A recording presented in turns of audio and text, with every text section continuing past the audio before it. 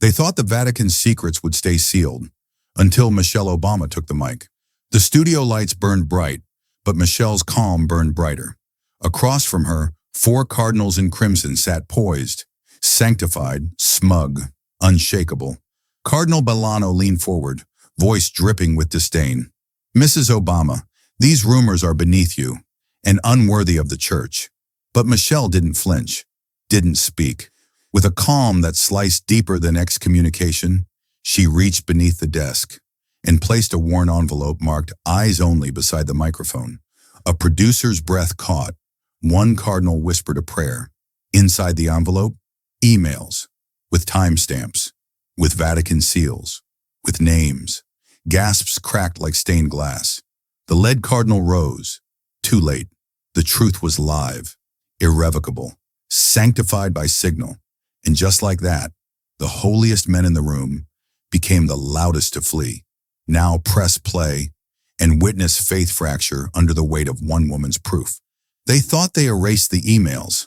Michelle's voice cut clean through the studio, measured and cold, the sentence falling like a bell toll in a crypt. The red live light above the camera glowed hotter than any flame in the Vatican's gilded halls. Somewhere off camera, a producer forgot to breathe. A cardinal in ceremonial red stiffened, his fingers tightening around a gold crucifix as if it might bite back. Michelle didn't blink. They didn't. And we have them. Silence. The studio wasn't silent, not technically. There was the sound of paper shifting, red folders passed hand to hand by off-screen aides like confessions slid beneath a closed door. There was the hum of satellite feed, the distant echo of Rome already rumbling, and beneath it all, the collective stillness of millions watching, too afraid to speak, too stunned to look away. A second cardinal stood. He said nothing. He didn't need to. His steps echoed like gavel strikes on marble as he walked off set, robes swaying behind him like a closing curtain on an empire. Michelle's eyes didn't follow him. She stayed forward, locked, alive. Her hands rested on a black table, fingers curled around the edges as if holding onto a precipice. "They spanned 23 years, she said, barely above a whisper, from the pontificate of John Paul II to the present. Behind her, a Vatican media liaison tried to signal to the control room. Cut the feed, kill the mic. But the plug had already been pulled by Michelle's team. The broadcast was immune. The wires had been burned before the truth could be buried again. She turned a page. The camera caught the bold black header. Internal correspondence. Doctrinal office. The moderator, once poised, now pale, opened his mouth but no words came. "The cover-ups didn't begin with abuse," Michelle continued. "They began with money, with silence purchased in gold and souls traded like currency." Gasps from the studio audience. A camera swung slightly, catching a junior priest in the shadows mouthing the word no. "The letters show names," she said, eyes scanning the next document. "Accounts, envelopes hand-delivered, documents archived under aliases. One memo, dated 2004, describes moving an entire order of nuns to silence a regional investigation. Someone off-screen dropped a pen. It echoed like a gunshot. The world was told the Vatican cleaned house, but the house never changed." She leaned closer, voice softening into a blade's edge. It just repainted the walls. Another cardinal stood, this one older. His lips were pursed into fury, but his eyes held something worse. Recognition and fear. Michelle looked up at him as he rose, and for a moment the room held its breath. Then without a word he turned and walked. Outside. Gone. The whisper spread through the studio. A holy rumor reborn. They're leaving. They're leaving live. Michelle straightened the papers. No theatrics, no rage. Only that calm, clerical precision, like a surgeon beginning a long-postponed autopsy. "This isn't vengeance," she said. "This is record-keeping." And then she paused. The silence wasn't dead. It was sacred, the kind that had once preceded ritual. Now it preceded collapse. A screen behind her flickered to life. Names, dates, payments. Internal Vatican seals flashed, shattered, and reappeared like holy symbols in flames. Somewhere a church bell rang. Outside the studio or in the memory of a watching soul, it didn't matter. Michelle closed the folder. Her final line landed not as a threat, but as scripture rewritten in real time. We have them, and we're reading them tonight. No one moved. Not the cameraman. Not the Vatican spokesperson now visibly shaking. Not the woman in the front row clutching her rosary so tightly her knuckles had gone white. History had just been split open, and no God would stop what came next. The camera didn't cut away. It couldn't. Not now. Michelle lifted the second red folder from the stack, the cover stiff and slick with sweat-stained edges. She didn't glance at the control booth. She didn't wait for approval. She opened it like it was scripture and read like it was indictment. In April of 2007, the Archdiocese of Milan sent $2.4 million to a shell foundation in Paraguay. That foundation then paid off 4 separate investigators and quietly shut down an orphanage. This was to cover the disappearance of 3 children, documented, confirmed, and erased. The air in the studio changed. It wasn't fear anymore. It was rot. The Vatican filed it as a charitable extension, she added. They called the silence pastoral discretion. Her hands trembled once, just once, then steadied. A hush fell so deep it rang in people's ears. The studio wasn't quiet. It was condemned, like the breath of 1,000 stone angels had frozen mid-prayer. Behind her, on a monitor now broadcasting worldwide, the emails appeared in synchronized translation, Latin to English, Italian to fire. Line by line, the words uncoiled like snakes in a censer, the incense now toxic. From SC Doctrina Fidei to CM Lombardi. Subject, re-inquiry. Milan, handle it. Use the Paraguay route. Same envelope system. God forgive us, but not publicly. A low murmur began. Not in the studio, but beyond it. Split screens lit up the world like Judgment Day. 1. A group of nuns huddled in a convent in Nairobi, hands clasped, eyes wide. 2. A family in Detroit frozen around their dinner table, their eldest son whispering, "Mom, is this real?" 3. Outside Vatican City, protesters already gathering, smartphones lifted, murmuring prayers and profanity in equal measure. Michelle turned the page. "There's more," she said, and then she named him. "Cardinal Benedetti, you personally approved over 14 falsified documents between 1998 and 2016. Financial redirections, forced retirements, whistleblower silencing. This isn't accusation. These are your own words." On screen, the Cardinal's seal scorched into the footer of a PDF that screamed louder than any sermon. A man in the shadows stood, dark suit, Vatican crest pinned to his lapel. Not a priest, worse, a fixer, public relations man in gold thread. He stepped forward, his voice silk-wrapped iron. "These documents are stolen," he said. "They are unverified. The Vatican has not—" "They're notarized," Michelle cut in, eyes now lit with something more than courage. "There are video confirmations, voice IDs, internal timestamps matching Vatican servers down to the millisecond. If these were fake, you wouldn't be interrupting. You'd be laughing." The man's mouth moved, but no sound came. She let the silence devour him. "Let me remind you what you buried under God," she said, pulling out a second sheet. "This one's not financial. It's personal." And then she read it. A letter from a bishop, addressed to the Vatican Secretariat, dated 2012, confessing not his sins but his orders, to lie, to deny, to relocate a priest accused by over 30 children. He had done it. He had obeyed. "I ask absolution not from heaven, but from my own cowardice. I did what was commanded. I was told this was how the church survives." Michelle looked up. Her voice dropped to a breath. "How do you survive a God that sees everything?" she asked. "You lie, and you count on silence." Camera 3 cut to a wide shot. Protesters now pressed against the Vatican gates. A mother held up a photo of her daughter. Another threw holy water at the stone. Cardinal Benedetti hadn't moved, but his knuckles were white on the armrest. Sweat bloomed through the silk of his robes. Michelle turned to him directly.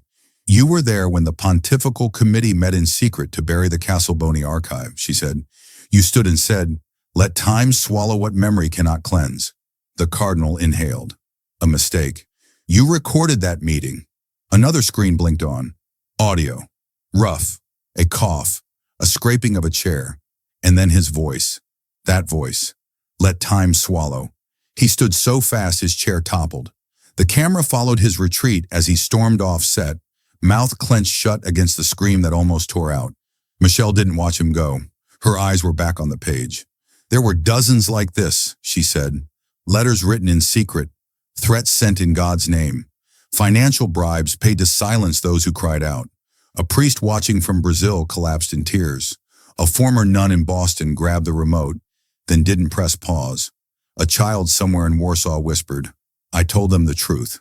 They kept records, Michelle said, because they believed they were untouchable, because they believed no one would ever read them back. She closed the folder with a quiet finality that struck like thunder. Her hands rested on top of it.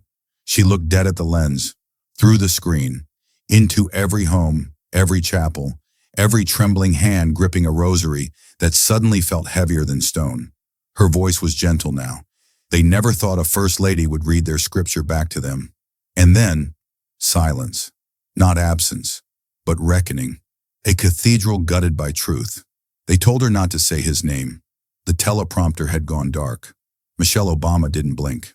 On screen, the red light blinked steadily beside the lens like a divine metronome. The silence had expanded since she read the first quote aloud. "We can protect him. We've done it before." But now she moved beyond the emails. Now she turned toward the man in the robe. "The first time I met him," she said, voice a blade honed by grief, "was in Selma." Behind her, a crew member unplugged a headset and collapsed into a chair, eyes glassy. Someone else whispered, "She's going to say it." A muffled cry came from stage left, where a tech assistant clutched a crucifix around her neck and mouthed something that looked like a prayer. Michelle's eyes did not leave the camera. "He stood beside me as a so-called friend of freedom, a liaison between the Holy See and the hope of the South. He wore a plain black robe then. No ring, no sash, just eyes that said, 'I believe in you.'" She let the words hang. A flashback, sharp and slow, cracked open the screen of her memory. The Edmund Pettus Bridge, drenched in southern heat, her hands sweaty from holding others. Chants in the background like echoes of the gospel. And there he was, beside her, tall, dignified, quiet. His accent not from Alabama, but from Rome. A black man draped in Vatican neutrality, assigned to build bridges between oppressed voices and global power. But that bridge had crumbled long before tonight. Michelle lifted a red envelope from the table. The wax seal shimmered under the studio lights, intact but cracked. "He sent this a week before the leak," she said, eyes locked to the lens. "No signature, no return address, but I knew the scent of his cologne. The scent, oud wood, amber, and something bitter, like frankincense left too long in the fire, had followed her since 2013. It lingered in the Vatican corridors. It soaked the letters he wrote after Charleston, and now it haunted the envelope that tried to stop her. Inside had been a single message, typed, unsigned, "Do not touch this, do not touch him. You do not know what you are opening." She had memorized it, burned it, then retrieved it from the ashes. "His name," she said slowly, "is Cardinal Solomon K. Elridge." Gasps rippled across the control room. One camera operator stood and walked out. Another whispered, "He's black. He marched with her. He married into the movement." Yes, and now he was its silencer. On the Vatican broadcast feed, split screen with American networks, Cardinal Elridge appeared beside the Pope's press secretary. His face was ashen. He adjusted his silver ring and stared into a microphone that had not been turned on. Behind him, a stained glass window cast Judas in golden light. Michelle kept going. "In 2019, he told me the Vatican was preparing a private response to a whistleblower's testimony, one that included claims of trafficking, misappropriation of funds, and political interference in liberation theology circles across Latin America. I asked him what the church planned to do." Her hand rested on another folder, white, frayed, corner bent like it had traveled through fire. "He smiled," she said, and said, "We do not expose illness. We contain it." The room did not breathe. On screen, the split screen widened to show protesters beginning to gather outside the Roman Curia, candles held aloft, signs trembling in hands. A banner unfurled, "This is not faith, this is fear." Michelle looked toward the studio's off-camera stage manager. The woman mouthed, "Wrap it." Michelle shook her head.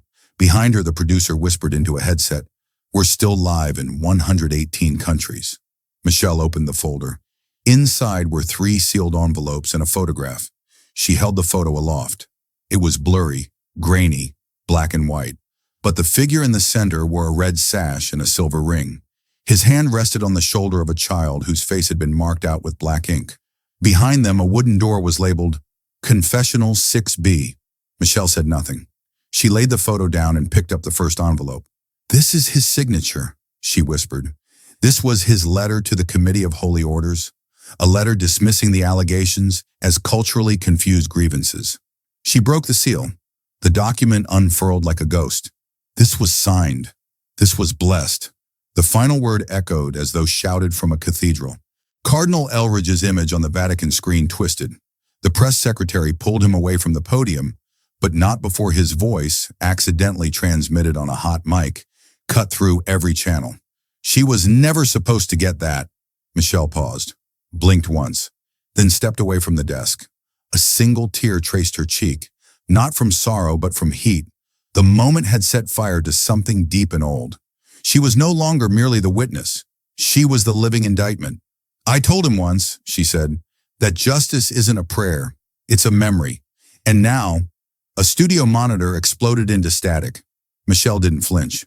Behind her, a crucifix tipped slightly sideways on the studio wall. Cardinal Elridge had once quoted scripture as they walked through the Capitol crypt. "What's whispered in darkness will be shouted from the rooftops," he'd said, smiling. Now she returned the favor. The crew didn't move. The world didn't blink. And the next name on the page was still waiting. The sound came first. Muffled boots on tile, doors slamming open like gunshots down a cathedral corridor. Then the voice, "Cut the feed!" Now, it wasn't a whisper anymore. Vatican officials were no longer cloaked in protocol. They were storming the set. Michelle Obama stood at the epicenter, spine unbent, hand resting on the next folder. Black this time, with the faint gold emblem of the Vatican Library pressed into its worn surface. The studio lights flickered once, twice. On a side screen, the satellite signal wobbled as technicians scrambled behind the glass, but the red broadcast light was still on. "We're live," whispered a crew member with a trembling voice. "They're really trying to breach the studio." The cameras stayed locked on her, and the world leaned in. Michelle did not raise her voice. Her tone remained the same, cool, exact, almost reverent in its clarity. "This is the correspondence between Cardinal Genovese and the director of the Buenos Aires orphanage, dated February 2nd, 1991. Subject line, obedience over disclosure." She read it, every word. Behind her, the heavy door to the green room burst open, and the unmistakable sweep of red robes entered the corner of the frame. 3 cardinals, faces flushed, moving with the urgency of men who knew they were no longer cloaked in mystery, only shame. Studio security hesitated. This wasn't protocol. This wasn't television. This was history turning on itself. Michelle continued. "He instructed them to move the girl to the rural mission site before inquiries from the state can gain traction. He closes with a Latin phrase I've had translated. God forgives what the church cannot afford to remember." A cardinal stepped forward, straight into the frame. Broad, imposing, and panting, as though he'd sprinted from another century. His voice cracked through the airwaves. "This is sacrilege.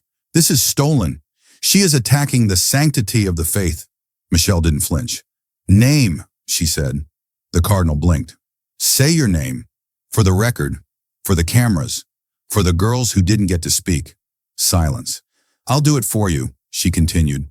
"Cardinal Matteo Francesco Ricci, Secretary for the Congregation of the Doctrine of the Faith, appointed 2003, met with the Argentine delegation twice in 2005, and wrote this."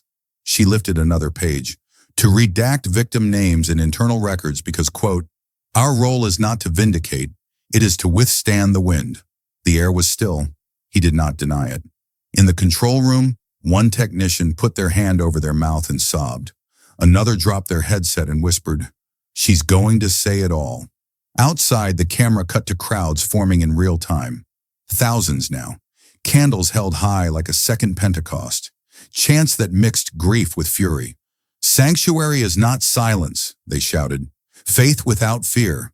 Across the sea, church bells rang. Not in celebration, but in alarm.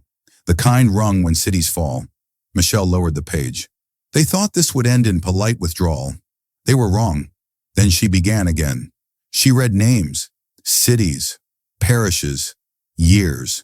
Each one laid bare a web, not of lone failures, but coordinated protection, sanctified denial, and tax-shielded secrets across 3 continents.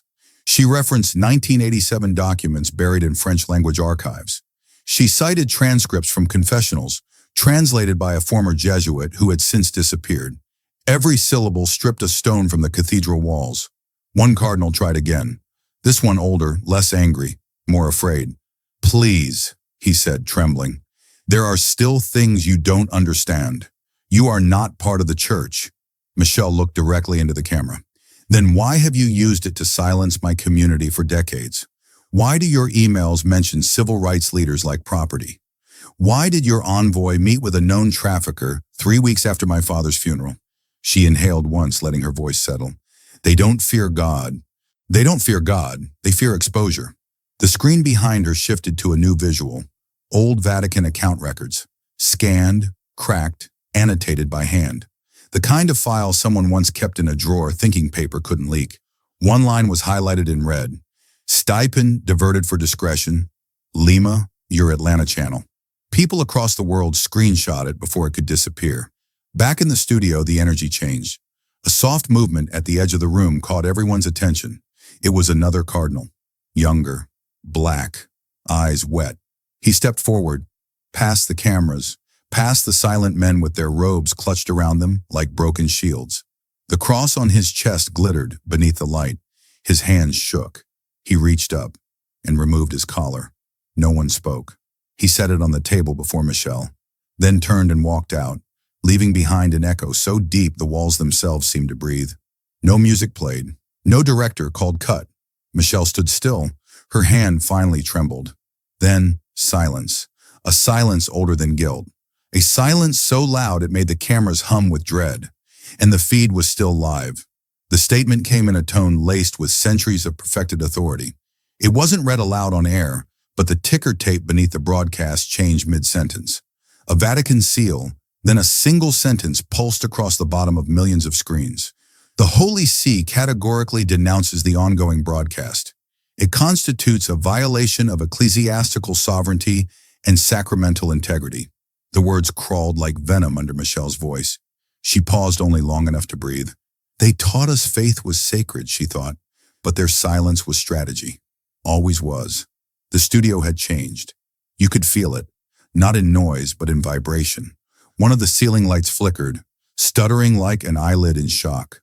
A low metallic hum drifted from the cameras, as if even the circuits were struggling to process what had been spoken into them. No one moved toward her anymore. The Cardinals had left or lingered near the walls, facades hollowed out. But something darker was taking root. Division not just in power, but in the people watching. Across the world, cathedrals rang bells, some as calls to prayer, others to drown her out. In Boston, church doors were bolted mid-sermon. In Nairobi, stained glass windows were cracked by rocks from those who had once worshipped beneath them. In Barcelona, 2 nuns locked arms in protest on the cathedral steps, chanting in defiance of their own superiors. In Rome, a fire had started outside the apostolic palace. Smoke drifted behind the marble columns like a warning. Inside the studio, audience members who had once sat politely, passively, were unraveling. One man wept openly, clutching rosary beads as if they might anchor him to something real. Another woman knelt, deliberately in the aisle, head bowed, not in reverence but collapse. And 3 others shouted curses in Italian, pounding the glass between the audience and the control room, their faces distorted by rage and disbelief. Michelle looked past them. She wasn't speaking to them anymore. Her hands were steady now. The red folder sat open beside the black one. She lifted a page that had been watermarked faintly with the Vatican's coat of arms. You could still see the embossed keys behind the ink. The writing was clinical. Assessments, payouts, redacted names. A signature at the bottom, dated 2010, just months after a child's suicide in Milan. The signature was the same cardinal who had tried to denounce her 30 minutes ago. She read it word for word. No commentary, no inflection, just the horror, naked and bloodless. Behind the cameras, a sound of protest erupted outside the studio doors. Fists pounding, screams in Latin, something metallic falling. A man's voice rose above the others, cracked and furious. "Let me in! Let me speak!" The studio door shuddered once, then silence again. Michelle knew who it was before they said, Father Thomas, the priest who had first sent her the whistleblower package 4 years ago, the one who had vanished from his parish 2 weeks before this broadcast. She hadn't heard from him since.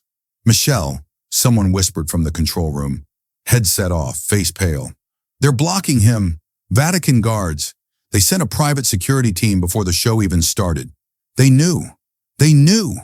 Michelle closed her eyes. Just for a second, this wasn't exposure anymore. This was retaliation. Her inner voice didn't speak in anger now. It whispered like a child finding language again. "They never meant for us to know. That's why the truth feels like blasphemy, because they made shame a religion." She opened her eyes and read the next line. "Disciplinary discretion advised. Pending proximity to diplomatic interests. Unrest risk. Minimal if disclosure contained within ecclesial bounds translated. Silence them before the press finds out." At that moment, the overhead bulb exploded. Not from heat or voltage, but something unseen finally reaching its limit. Glass cracked like ice breaking underfoot. The crucifix above the door trembled on its nail, then dropped. Sharp wood clattering against the floor. For a moment, the studio plunged into dimness. Only the red broadcast light remained. And Michelle. Someone from the crew gasped, then whispered, "Oh my God!" She looked into the camera again. "They're not watching to believe me," she said softly. "They're watching to survive it." Part 5. When silence screamed back, 1,600 plus words, the Vatican's official response dropped like a velvet-covered dagger. Midway through the live broadcast, as Michelle Obama held the world's breath between her fingers, a Vatican spokesperson's email flickered across the studio's teleprompter. It was concise, curated with surgical restraint, and as cold as polished marble. The documents presented are misinterpreted, taken out of context, or outright fabricated. The Holy See denounces this broadcast as a malicious attack on the Church's integrity. For a full 10 seconds, Michelle said nothing. The silence didn't choke the air. It weaponized it. Camera one held on her face, unmoving. Somewhere beyond the lens, across millions of living rooms and crowded phone screens, a hush blanketed viewers. It was the stillness before aftershocks, the kind that never ends. Michelle turned, slow and deliberate, to a folder bound in red cloth. A wax seal glinted faintly in the studio light. Her fingers paused just before breaking it. "Let me show you what misinterpreted sounds like," she said softly. She snapped the seal. The studio tech, pale and shaking, brought up the next file. A voice recording began. March 12, 2015. The speaker was calm, measured, male, European. "Ensure the funds are redirected discreetly. They must not trace it through the Lisbon account. If questioned, refer to humanitarian efforts in the Archdiocese." There was a pause, and then, "The less the public knows, the better." A ripple of horror swept through the studio audience. Even the skeptical Vatican media monitor sitting stage right turned slightly pale. Michelle waited until the recording clicked to silence. That, according to the Church, is context. She let the word hang like rot in incense smoke. Here's another. She unfolded a typed log, lines of confession etched in scanned ink. April 2nd, 2016. She read, "They made me sign the transfer orders, said it was to protect the sanctuary fund. When I asked why it was being sent to a defense contractor, they told me never to ask again. They reminded me of my vows, of what happened to Father Lemoyne." Another screen lit up behind her. An image of Father Lemoyne, smiling in a faded photograph, a black ribbon diagonally across the frame. Michelle let the image stay. A Vatican liaison rose from his seat behind the camera. Clad in a dark suit with a glinting crucifix at his collar, he addressed the audience directly. "Ladies and gentlemen, this charade has gone far enough. These alleged recordings are unverifiable. Confession logs can be forged. The Church condemns these actions and will initiate legal response against all involved, including Mrs. Obama." Michelle didn't blink. Her voice came back ice calm. "Even Judas received 30 coins. These men took billions." The crowd, which had been holding its breath, released in a stifled explosion. Some stood, One woman covered her mouth, sobbing. A man near the back shouted, "How long have they known?" Michelle didn't answer. Instead, she turned to the final folder. This one bore no seal, just a single phrase handwritten in red, "For the day they deny everything." She unfolded the paper. On it was a ledger, a spreadsheet of coded transactions, initials, and dates. She read only one line. March 8, 2014. Transfer to Vatican Defense Holdings, $8.4 million. Memo, silencing Damascus. The studio technician whispered, "We're still live." "Good," Michelle said. "They should see what silence costs." Outside, protesters were lighting candles and chanting. The fences erected by Vatican security now shook beneath the press of the growing crowd. Footage from outside played split screen with Michelle's face. The juxtaposition was biblical, righteous fire outside the temple gates. A cardinal, the same one who had once mentored her during interfaith meetings in Chicago, now appeared on a live Vatican feed. "This woman is exploiting pain. These are sensitive documents, many of which were obtained illegally. The Church does not owe explanation for every internal communication taken out of context. We are a faith institution, not a political one." Michelle's jaw tightened, but she didn't look away from the camera. "You asked for context? Let me give it to you." She held up a photo of a boy, dark skin, thin, eyes wide with terror. A Syrian child, a refugee. On the back of the photo, in neat Vatican stationery, was typed, "Asset not eligible for relocation." "This boy died 2 weeks later," Michelle said. "His village was bombed. The Church had the funds to evacuate. They chose not to." Her voice didn't rise, but the fury in it was incandescent. The studio's silence transformed into something else. Grief given voice by breath alone. A soft rustling. One of the assistant producers, a young Catholic woman, turned off her headset and fell to her knees backstage, praying. The Vatican liaison stood again. "We warned you not to air this." "You warned me not to touch it," Michelle said, her voice now cracked with emotion. "But this isn't mine anymore. It belongs to everyone who believed you were holy when you were hiding horror." Another folder hit the desk. Inside, emails confirming real estate shell companies tied to Vatican funds, used to buy luxury properties for unnamed officials. An audience member shouted, "Names! Give us names!" Michelle looked down. "You want names?" She turned a page. "Cardinal Viscari, Archbishop Leone, Monsignor Eltor, all signed, all blessed." The Vatican Live feed cut to black. Protesters outside the Vatican gates now held up screens showing Michelle live. The system's attempt to cut the broadcast only amplified it. The irony was biblical. The liaison stepped forward, but this time no one stopped him. His voice shook. "You have no idea what you've done." Michelle looked up at him and said, "I do. I broke your silence." A second technician, tears running down her face, whispered, "We're getting thousands of messages. People across the world are watching. They're lighting candles. They're crying." Michelle didn't respond. She simply stood there, a red folder still in her hand. Outside, the chanting had stopped. Now there was only song, ancient, wordless, raw. It bled through the monitors like a prayer torn from the roots of the earth. A voice over her earpiece. "Mrs. Obama, do you want to break for commercial?" She shook her head. "There is no commercial for this." And then she said it again, louder to the camera. "Even Judas got 30 coins. These men took billions." No one cheered. They simply listened, because silence had screamed back, and now it wept. The rosary slid through her fingers like ash through a clenched fist. Michelle didn't notice it fall, didn't feel the way it tapped once against her wrist, then struck the studio floor with the dull sound of something long since emptied of power. On the monitor above her, the Vatican seal flickered next to her name, divided by a line of static that refused to die. The light above the camera turned red again. They were still live. "My mother used to pray for them," she said, not facing the camera. "Every Sunday, every Christmas, every quiet night she thought no one was listening. Silence. Not strategic, not fearful.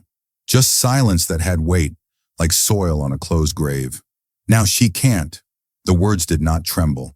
They landed like scripture already known but never read aloud. The crew behind the glass looked shattered. One of the younger producers had stopped taking notes. Her eyes were red, shoulders hunched forward as if every confession Michelle had unveiled tonight had carved into her spine. The broadcast had begun as a leak. Now it felt like a reckoning, and Michelle could feel herself vanishing in it. Not as a victim, not even as a hero, but as someone who had traded something no institution could return. She stood there not as a former First Lady, not even as an American. She stood there as the daughter of a woman who believed, and as a woman who could no longer. Flashback, there had been a nun at St. Mary of Sorrows Elementary School. Tall, stern, hands like rope, but eyes gentle once. Michelle remembered the way Sister Althea would touch the back of her hand before Tess, draw a cross invisible in the air. "You're not alone," she had once whispered. But one spring afternoon, Michelle had been pulled aside after class. Her essays had asked too many questions about God's silence. The nun didn't smile that day. She only said, "Not every thought deserves to be spoken." The rosary had belonged to that nun. A gift, years later, a peace offering, or a chain. Back in the studio, Michelle turned a page. "You want to know why I broke the seal? Because it was already cracked." The emails weren't just political. They weren't even only criminal. They were spiritual rot disguised in parchment font and ecclesiastical syntax. Men who wrote in the name of saints while laundering sins. "We believed in you," Michelle said to the off-screen Vatican official, who hadn't spoken since threatening legal action. "We gave our grief to you, and you hid it in vaults. We buried our fathers and let you speak the final words. But you weren't praying. You were counting." The air changed. She wasn't reading anymore. She wasn't unveiling documents or audio logs. Her hands were empty. Her voice was not. "This isn't about politics, not anymore. This is about memory. This is about memory. About mothers who whispered hymns into our ears, thinking it made us safe. About candles lit for boys who were never seen again." On screen, an older woman was shown watching the broadcast from her living room, her hands over her mouth, her rosary visible too, but clutched. Michelle blinked. The image flickered and disappeared. "I came here with truth, yes, but I didn't know what it would cost. I didn't know that looking this close into the dark, you don't just lose the lie, you lose the light." Another flashback. Her father at the hospital, the priest arriving late, too late. Michelle remembers the anger, but not at the man, at the robes, at what they stood for. Empty rituals filling air already choking on grief. "He died waiting for a prayer," she said aloud. Her voice cracked, but didn't fall apart. Not yet. Behind her, someone whispered, a stagehand maybe, or her own conscience. The Vatican had not cut the feed, which meant they were still listening, or still calculating. She lifted the final envelope from the table. It was unsealed. The paper inside creased, stained at the edges. Signed, blessed, hidden. Michelle looked into the camera for the first time in minutes. Faith isn't blind. It sees what we can't, but it doesn't excuse what we do. She lowered the paper. "You can call this heresy, but it's not rebellion. It's a return to what you promised and never gave." Someone in the audience wept aloud. Another stood. Applause did not come. No cheers. Just sound, raw, human, ancient. Michelle looked down. The rosary still lay on the ground. She bent to retrieve it, hesitated. Her hand stopped halfway. She left it. She turned to leave. And then, at the very edge of the stage, she spoke without turning back. "If they were holy," she asked, "why did they fear the light? The feed should have gone dark minutes ago. By now the Vatican should have pulled every cord, silenced every satellite, flooded every signal with their prepared choir of denial. But the screen stayed lit. Not just here, not just on this network, but everywhere. Stations from Sao Paulo to Seoul had made the same decision. Keep it on. The truth had detonated, and no one wanted to be remembered as the one who blinked." Michelle stood motionless in the center of the set. The crucifix behind her, gold, massive, freshly dusted that morning, tilted in its mount. A bulb somewhere above flickered, casting a broken halo across her face. The red folder had long since emptied its contents onto the desk, the floor, the conscience of the world. There were no more papers to read, no more names to name, only the final breath of revelation, raw, shuddering, irreversible. She was still clutching the rosary, unaware. It had dug small crescents into her palm, her grip unrelenting even as her expression gave way to quiet devastation. There was no applause. The live studio audience, diverse, bewildered, and battered by what they'd witnessed, had been stunned into stillness. Some wept. Some trembled. A child asked her mother, "Is God bad?" And the mother said nothing. Then came the noise. Not from the audience, not from Michelle, but from the Vatican line, patched in by some producer who still believed protocol had meaning. The voice on the other end was cold, clipped, furious. Cardinal Spada. Not the soft paternal tones he was known for. This voice hissed, "Shut it down!" Someone in the control room refused. Another producer took off his headset and threw it. Yet the Cardinal's voice pushed through. "This is unlawful. She is defaming the church. She is blaspheming the Holy Office. If you continue broadcasting, you will be excommunicated by act." Michelle blinked once, and then the whisper came into her earpiece. A different voice, younger, calm. "We have more." Her fingers twitched. She didn't turn her head, didn't ask who, didn't flinch. She just closed the binder, not in defiance, in elegy, because there was no strategy anymore, no defense, no plan, only fire. The Vatican's legal representative stormed into frame. He didn't belong to the cloth. He wore a tailored suit, his Vatican pin half tilted, sweat lining his temples. His name was Alano Ferretti, a media architect of papal secrecy. He didn't look at Michelle. He looked into the camera. "Ladies and gentlemen, what you've witnessed is a criminal distortion." Michelle walked past him, not rudely, not hurriedly, just as if he didn't matter anymore. Her heels clicked once on the marble stage, then twice, then silence again. She turned back toward the lens, the one still rolling, the one the world hadn't looked away from in over an hour. A storm had gathered outside the broadcast tower. Not rain, people, protesters holding signs, candles, torn pages of scripture, blood-painted replicas of Vatican seals. Some chanted, some prayed, some simply stood. Together, a wall of disbelief that had turned to fury.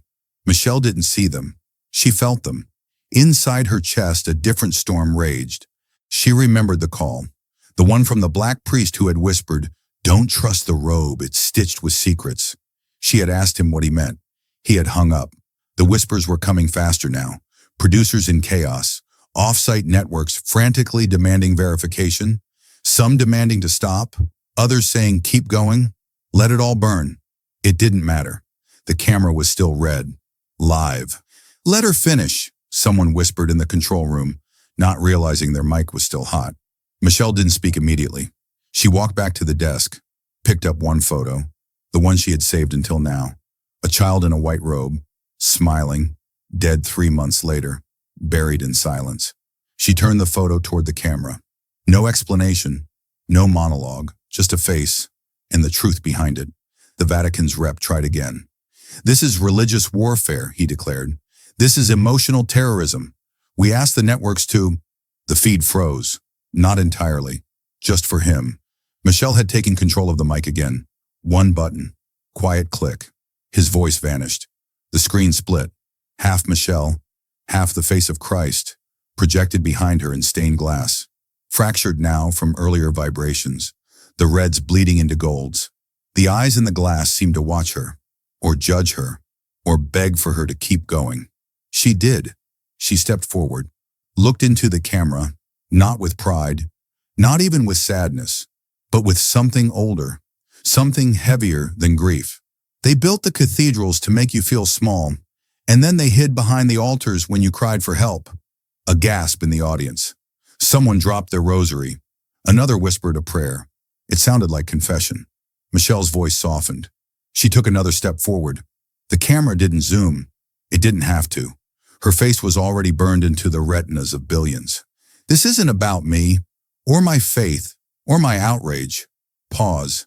"This is about what they did when they thought you'd never see." Another screen flicked on, an auxiliary feed showing protests in Vatican City. People climbing the steps, police holding shields but not moving. A nun clutched a crucifix to her chest and refused to leave the crowd. Michelle could have ended it there. The impact was total, the damage historical, but she didn't. because she knew what they feared most: silence. So she let it linger. She stood there, hands clasped, eyes shining, not from pride, not from victory, but from the unbearable weight of what it cost to bring it this far. Then the final move. She looked at the desk, at the sealed envelope she hadn't opened. She touched it, then let her hand fall away. Some truths weren't ready. She didn't read the rest. She didn't need to. The world was already bleeding from what she'd said. The whisper in her ear returned. "We have more." She nodded once, not at them, at herself. And then softly, as if whispering into history, she said, "Forgive them." A pause. Her eyes did not close. Her lips did not smile. But not yet. The feed stayed live. But no one spoke again. The camera didn't cut. It just drifted back, slowly, deliberately, as if even the lens couldn't bear to linger on her face for a moment longer. Michelle stood still, spine straight but spirit folded in on itself. The echoes of her final words lingering in the quiet like a psalm no one dared repeat. The desk was bare now, except for one envelope, untouched, humming with silent weight. She didn't reach for it. She didn't need to. What had been unleashed would never return to shadow. Far above her, the studio lights trembled, casting distorted halos across the marble floor. Their glow flickered, then steadied, as though the building itself was unsure whether it should shine or bow. The crucifix behind her, massive, ancient, backlit in fractured gold, now appeared almost skeletal. Light hit its edges like blade on bone.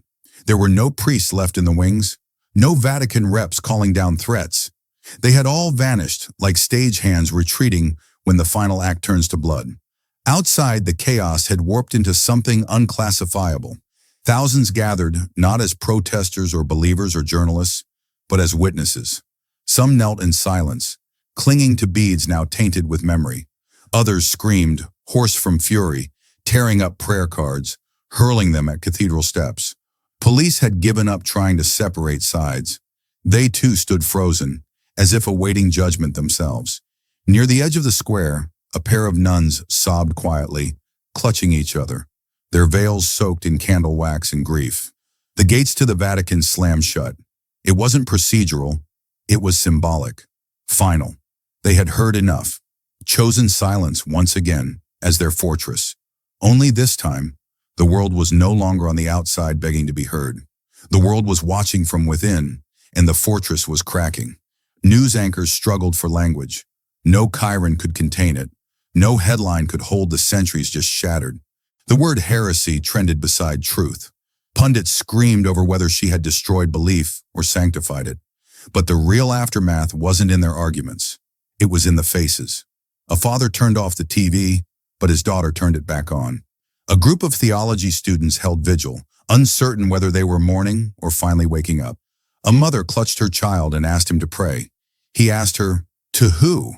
But the image that would endure, the one the satellites beamed into every living room, wasn't Michelle's final line, or the cardinal walking off set, or even the cracked crucifix tilting behind her.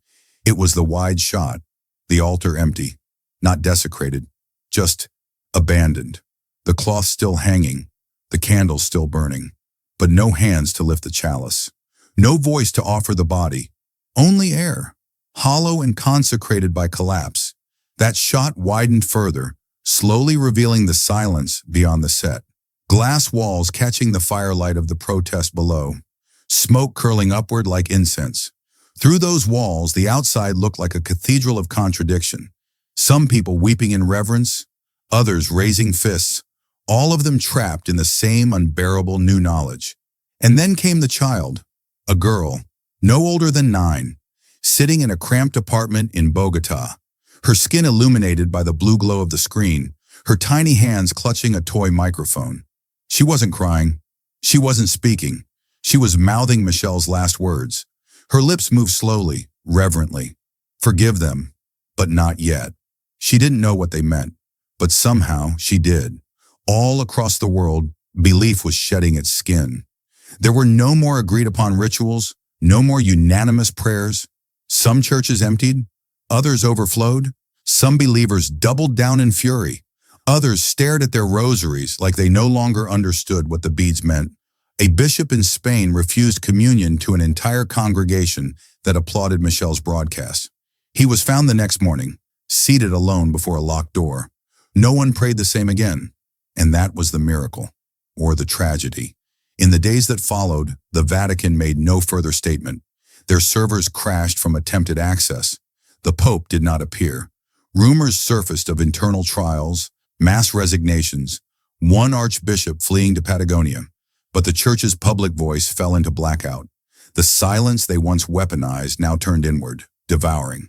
Michelle never held another press conference. She refused all interviews. No memoir, no documentary deal, no security footage of her leaving the studio. Just silence.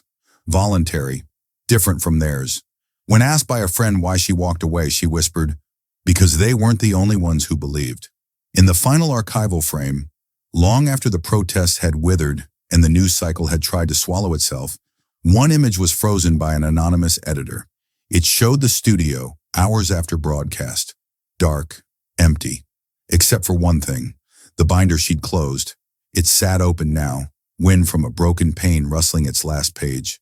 No hands turned it, no voice read it, but burned into the grain of the desk, etched in ash from a fallen votive candle, were 7 words that history would never unhear. They buried truth in God's house. She rang the bell, and it never stopped ringing.